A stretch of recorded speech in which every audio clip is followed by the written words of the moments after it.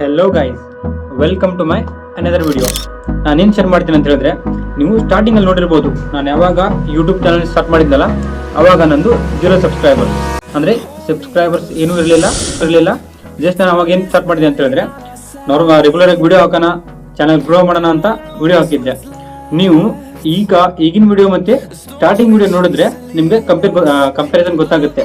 ಏನಂತ ಹೇಳಿದ್ರೆ, ಸ್ಟಾರ್ಟಿಂಗ್ ಅಲ್ಲಿ ನನ್ನ ವಿಡಿಯೋ ನೋಡಿರ್ಬೋದು ನೀವು, ನಾನು ಯಾವ ತರ ಮಾತಾಡ್ತಿದ್ದೆ ಅಂತ ಮತ್ತೆ ಇವಾಗ ಯಾವ ತರ ಮಾತಾಡ್ತಿದ್ದೀನಿ ಅಂತ ಸ್ವಲ್ಪ ಡಿಫ್ರೆನ್ಸ್ ಇದೆ. ಅಂದ್ರೆ ಮೊದಲಿಗಿಂತ ಇವಾಗ ಸ್ವಲ್ಪ ಲೆವೆಲ್ ಅಪ್ ಆಗಿದೆ.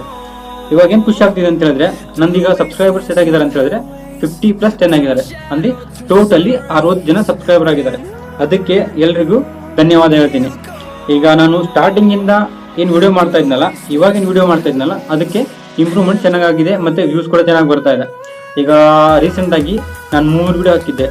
ಒಂದು ಯಾವ್ದು ಅಂತ ಹೇಳಿದ್ರೆ, ಲಾಸ್ಟ್ ಟೈಮ್ ತುಮಕೂರು ಹೋಗಿದ್ದೆ, ಆ ಥರದೊಂದು ವಿಡಿಯೋ ಹಾಕಿದ್ದೆ.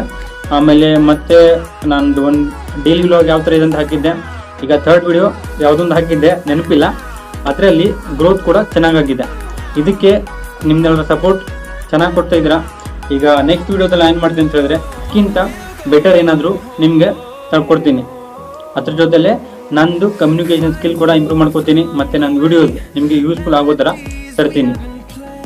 ಇಷ್ಟು ಸಪೋರ್ಟ್ ಕೊಟ್ಟಿದ್ದಕ್ಕೆ ಎಲ್ರಿಗೂ ಥ್ಯಾಂಕ್ ಯು. ಮತ್ತೆ ಮುಂದಿನ ವಿಡಿಯೋದಲ್ಲಿ ನಾನು ಯಾವ್ದು ವಿಡಿಯೋ ಹಾಕ್ತೀನಿ ಅಂತ ಹೇಳಿದ್ರೆ, ಈಗ ನೆಕ್ಸ್ಟ್ ಮೈಸೂರು ಹೋಗಿದ್ದೆ, ಆ ವಿಡಿಯೋ ನೋಡಿ.